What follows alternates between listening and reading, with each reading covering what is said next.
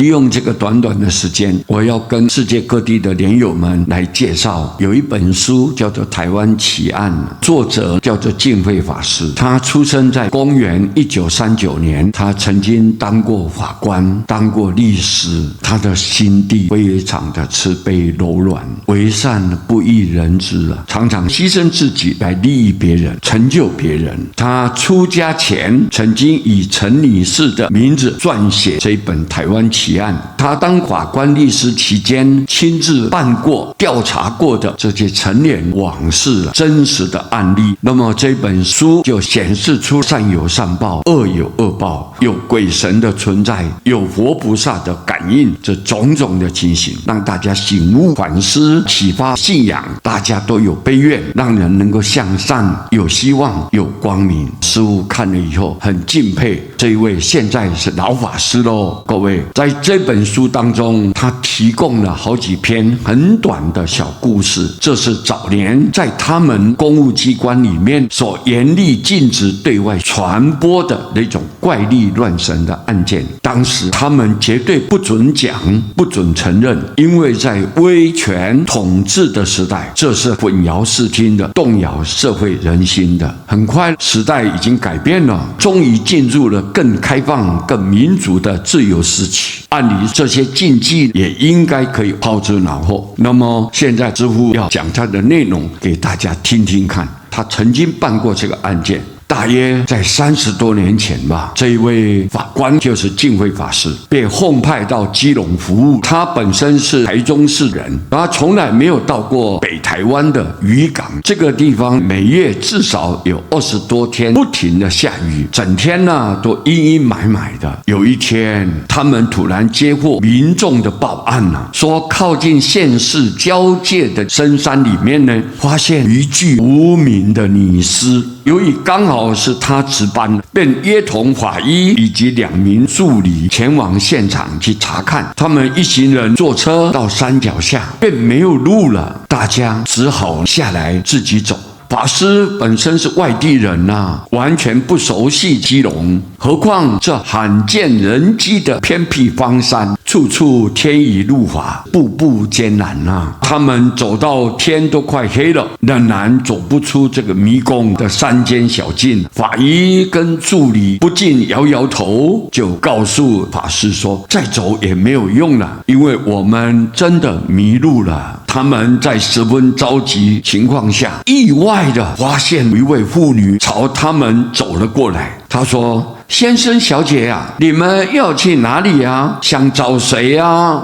这位小姐这么问了，法官他们就说，我们是来办案的呀。听报案的民众说，这深山里面有一位妇女死了，原因不明我们要找这位妇女沉尸的地方。净慧法师就这么回答。对方这位小姐说，我知道在哪里，我带路，来，请跟我来哦。对方很热忱的在前头引路了，他们就颠颠簸簸的又转又绕，不知走了多久，总算到了。而这位妇女也挥了挥手，自己就先离开了。他们朝着树林里面走进去，果然发现在树底下平躺着一具穿着女装的尸体，脖子上的绳索腐烂了，手电筒一照，好恐怖的脸早已腐烂成坑坑洞洞的骷髅，似乎只剩下骨头了。净慧法师就请助理再照亮一点，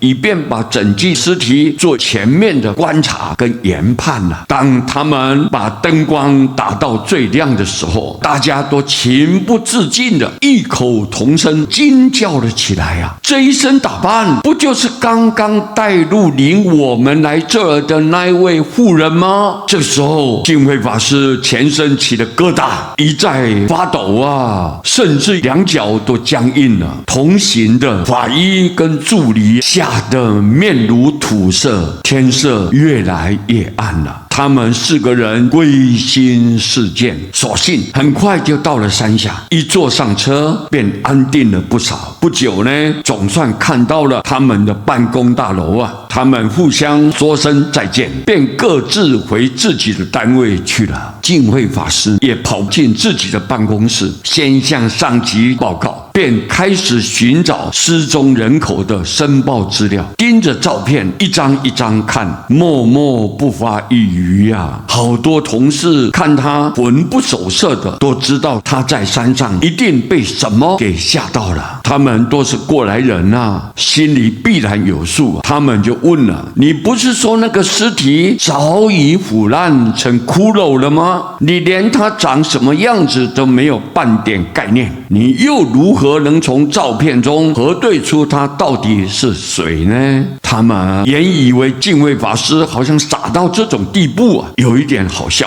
哪里知道净慧法师竟然说：我看过他本人呢，而且彼此有说有笑，我们同行走了很久很久，直到沉尸现场才分手的，怎么会不认得呢？我相信这个带路的和那个躺在树底下的应该是同一个人啊。他们听了更是哈哈大笑，但他们后来都真的服了净慧法师，因为净慧法师果然找到了死者的照片，也查出他的姓名住址，当然也破了案了。因为这个妇人不是自杀上吊，而是被人活活的勒死的。这个时候，净慧法师问同事：你们真的以为人死就死了吗？净慧法师18岁便入了佛门，并随着师父受戒，所以他尊重死者和遗体，就像尊敬佛一样的对待，绝不把对方当死人看待呀。因为他的师父说：灵台3寸，永保一息与一念之间啊，肉体虽死，神识永远不昧啊。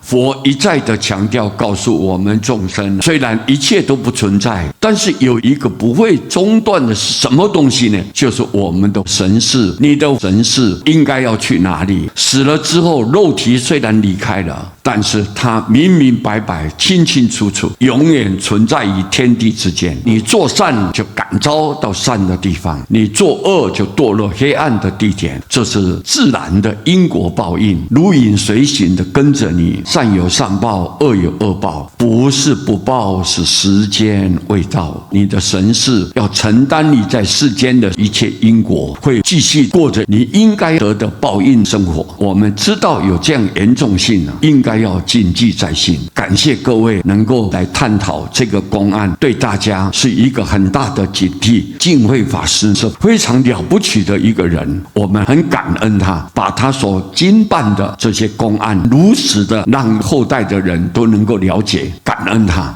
感恩他。阿弥陀佛。